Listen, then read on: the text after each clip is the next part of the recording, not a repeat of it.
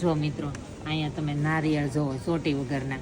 આ જેણે સાલા ઉખેડાય છે ને એટલી નહીં ખબર પડી હોય, સોટી હસોડી કાઢી નાખી. આપણીને બાયું છે ને સોટી વગરના નારિયેળ હોય ને પાછા દઈ આવે કે આમાં સોટી જ નથી. ત્યાં જરીક હલસેલ થાય ને બે આંખ નો દેખાતી તોય પાછા દઈ આવે ત્યાંની બાયું. અને આપણે અહીંયા જો હવે મારે ભગવાનને શ્રીફળ વધેરવું બરોબર. હવે ચોટી વગરનું નારિયેળ વધેરવું કેમ? આ જર્મનીના નારિયેળ મિત્રો જો આ ભાઈ નહીં ખબર પડતી હોય ચોટી હસોડી ઉલાળી નાખી. આ જર્મનીના નારિયેળ, આ વિદેશમાં જો આવા નારિયેળ મળે ને. હાલો હજી એક વેરાયટી બતાવું તમને નારિયેળની.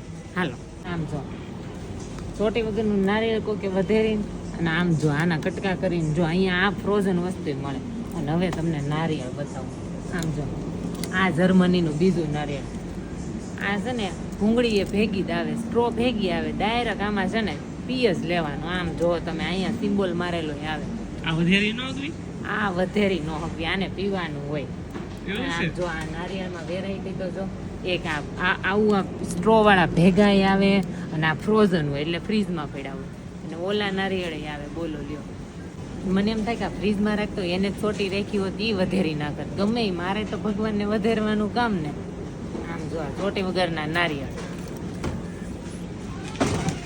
મિત્રો ઓલી શેષ કાઢેલી તમને ફ્રોઝન બતાવી ને, હવે એનું પાણી છે ને પાછું અહીંયા ભર્યું હોય. એટલું બધું પાણી આ બગદાણા કે તો સારંગપુર નારિયેળ વધેરે ઈ પાણી અહીંયા નથી પૂગતું સીધું ક્યાંક નથી. ના ના ભાઈ એવું ન હોય. પણ અહીંયા આમ જો ત્રોફાનું આ ત્રોફું દોરેલું છે એટલે આમ જો એ ત્રોફાનું પાણી મળે છે એમ.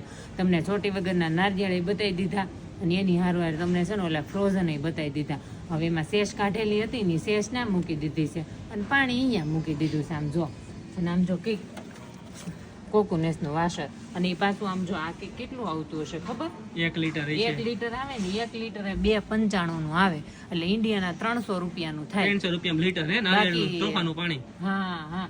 અને બાકી એવું કઈ નથી, અમે ઇન્ડિયાની ગણતરી નથી કરતા પણ તમને ખાલી ભાવ કહે છે કેટલો ભાવ હાલે છે એમ. બાકી ગણતરી કરવી હોય, રળવું વિદેશમાં, તમારે કામ વિદેશમાં કરવું, ખાવું વિદેશમાં, તો પછી ગણતરી ઇન્ડિયાની નહીં કરવાની, ખાઈ લેવાની.